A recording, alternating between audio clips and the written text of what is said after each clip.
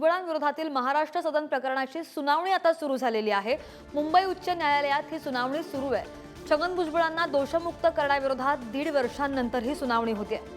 तर महाराष्ट्र सदन बांधकामातील 850 कोटींच्या आर्थिक अफरातफर प्रकरणामध्ये ईडीने 2016 मधलं हे प्रकरण आहे आणि छगन भुजबळ, पंकज भुजबळ आणि समीर भुजबळ यांच्यासह एकूण 52 आरोपींविरोधात गुन्हा दाखल केला होता आणि त्याच संदर्भात आता ही सुनावणी सुरू आहे।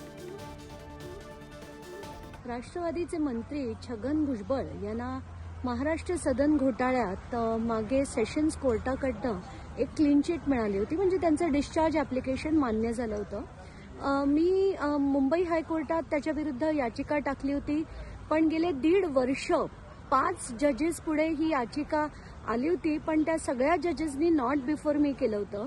शेवटी कंटाळून आम्ही सुप्रीम कोर्टात हे मॅटर मूव्ह केलं। तर आता हे मॅटर उद्या जस्टिस मोडक यांच्या पुढे 12 नंबरवर आहे।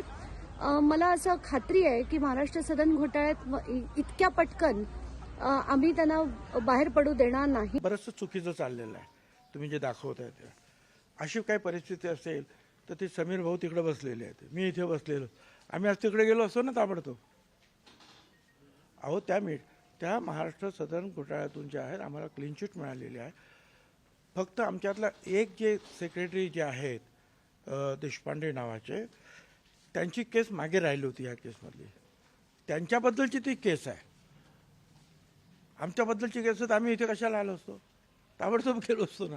ते आता त्यांची कोणाच्या मी तोंड बंद करू शकत नाही।